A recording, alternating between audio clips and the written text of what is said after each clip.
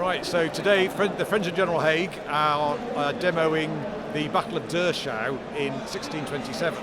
So this is Gustav Adolf riding into Poland and being fought off by the Polish-Lithuanian army.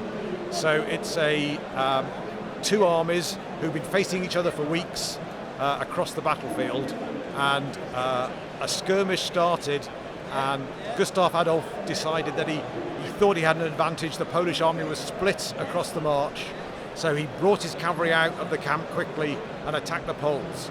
Now, historically, it was a sort of quite an even battle, but the game has gone so that the Poles are doing much better today.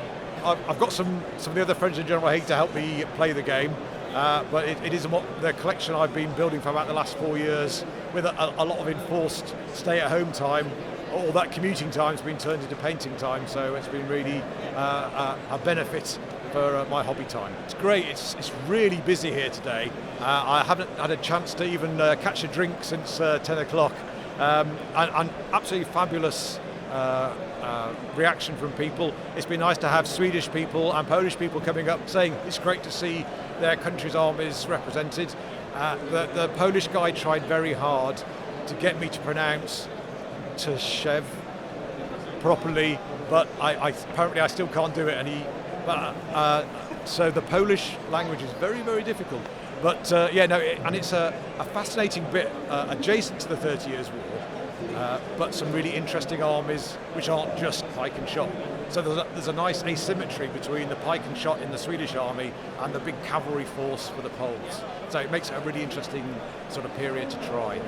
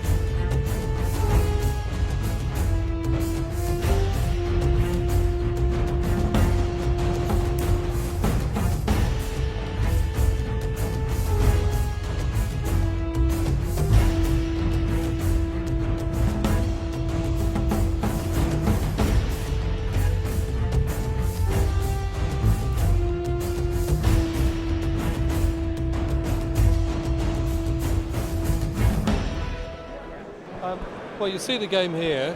It's War Room by Nightingale Games. I'm here with some of the club members from Southborne, Tabletop and Boardgamers. And we're playing a game which takes about 8 to 10 hours. We're not going to play and finish today, but it's great fun and it's had a lot of interest so far. It's a World War II game.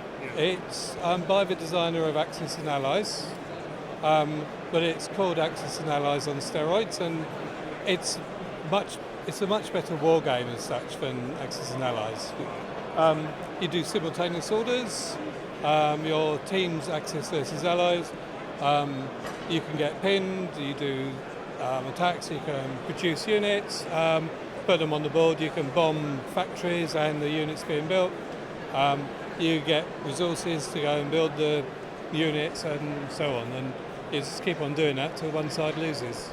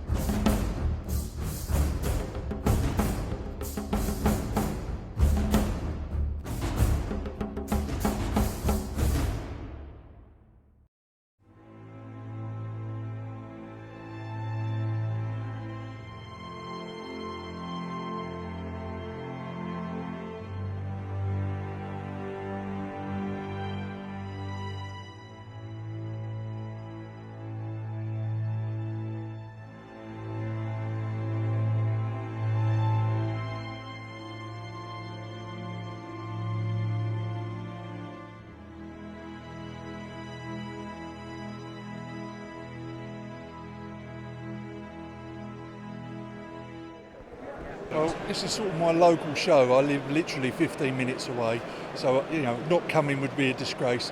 And I've been coming to Salute for years. I was coming when it was back at Olympia, and this venue has its good sides and its bad sides. The car parking. We won't mention the expense of the car parking, but no, it's a fantastic show. It's just it's absolutely eye-watering games. I've been here 4 or 5 hours already, and I haven't had a chance to shop yet because I've been too busy taking pictures of games and talking to people. And that's the other thing is I've spent all day catching up with people. So that's been really good, and it's nice to see so many people at the show. I was a little bit worried last Salute because it was very quiet and there was a lot of people missing, but the show's back. Salute is back and the people are back, and it was just good to see. It's still busy. We're late in the afternoon and it's still really busy, and that's excellent. And sometimes you go to a show and it drops off, doesn't it, mid-afternoon. It's as busy now as it was earlier in the day, so I'm really, it's good to see.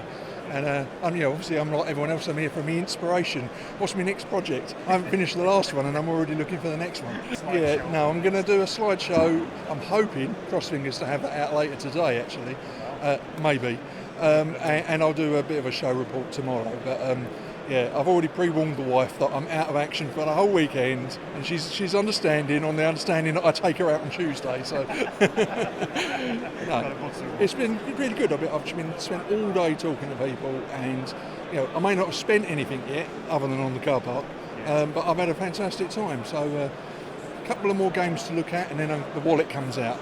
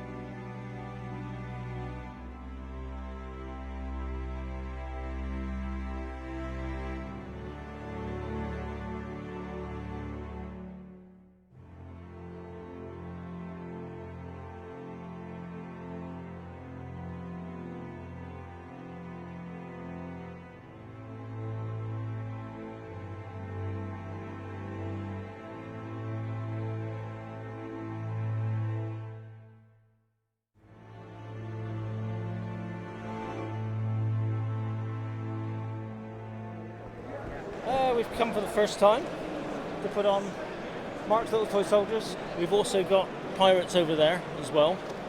So we've driven up from Cornwall. This is inspired by Mark Copplestone's 30mm toy soldier range. And the rules are a variation of Memoir 44 type of game, command and colours. So you're moving stuff around on squares on this. It's all gridded out in squares, and you've got modified dice to give you the firing and combat resolution. Most quite like it. There's a couple that go, oh no, not my style, but most are very happy to go for it. And, the aesthetic's quite old, isn't it? It's quite it's inspired by his the toy soldiers from sort of pre-war, and you have those sort of heavy metal figures that are sort of, you knock around with marbles and throw stones at. It's quite big. It's bigger than Plymouth. London is. So they say. Yeah. So yeah, it's the first time up for me. So we're quite enjoying it. And you got a reasonable reaction to the game itself. Yeah. We've got plenty of hits on the our QR code that links all the information about the flyer.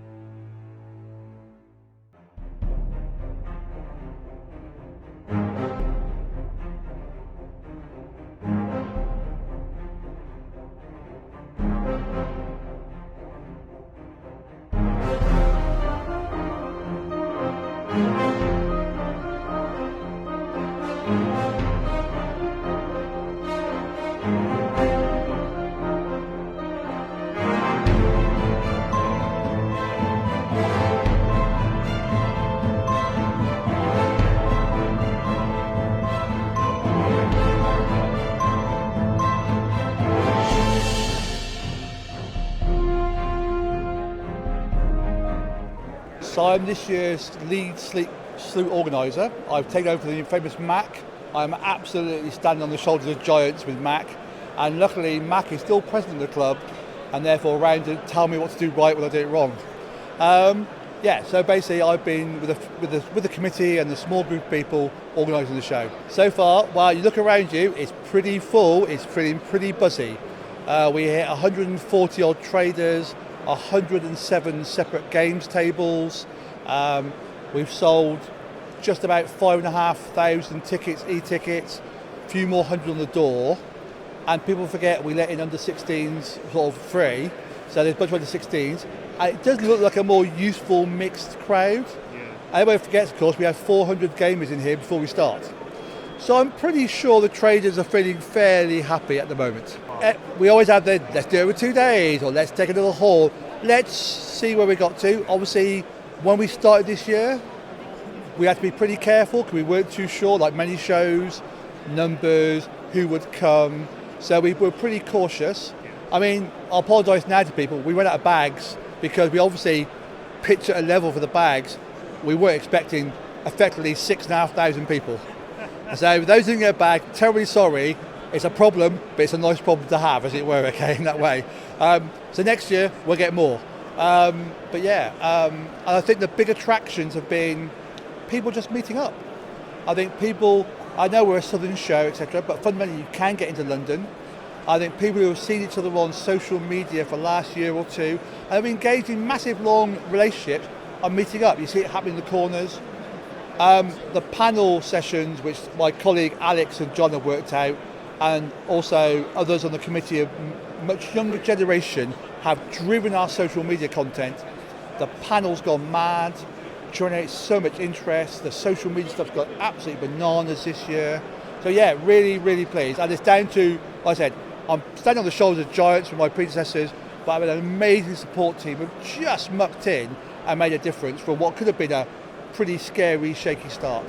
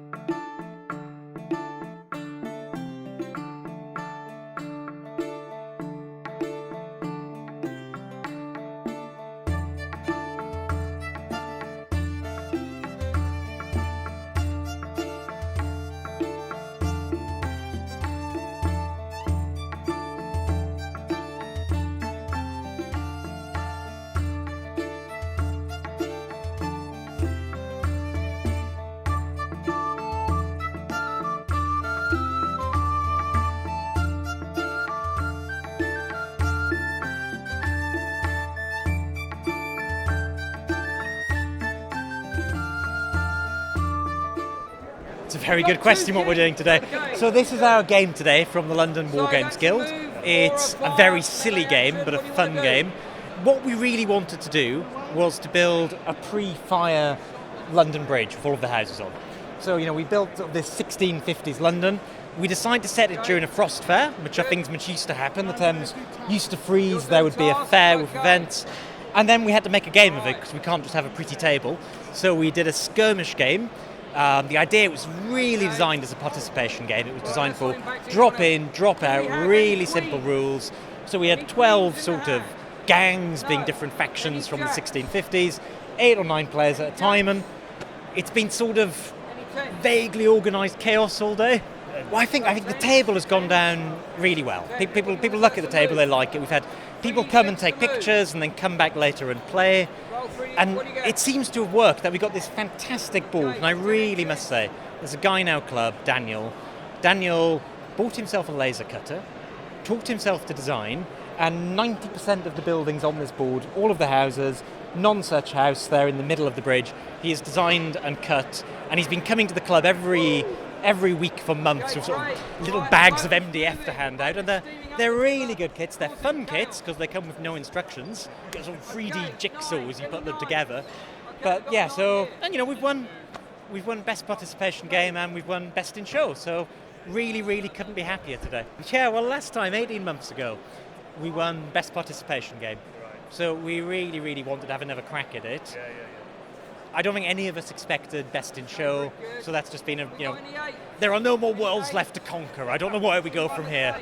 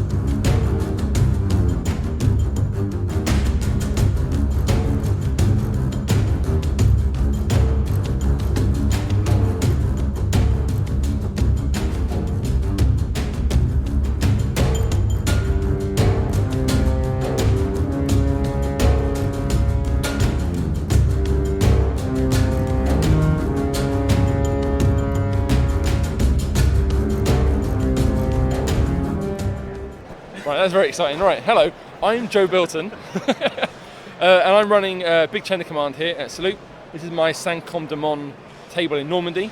It features the 101st Airborne against Fallschirmjäger and German Grenadiers in town.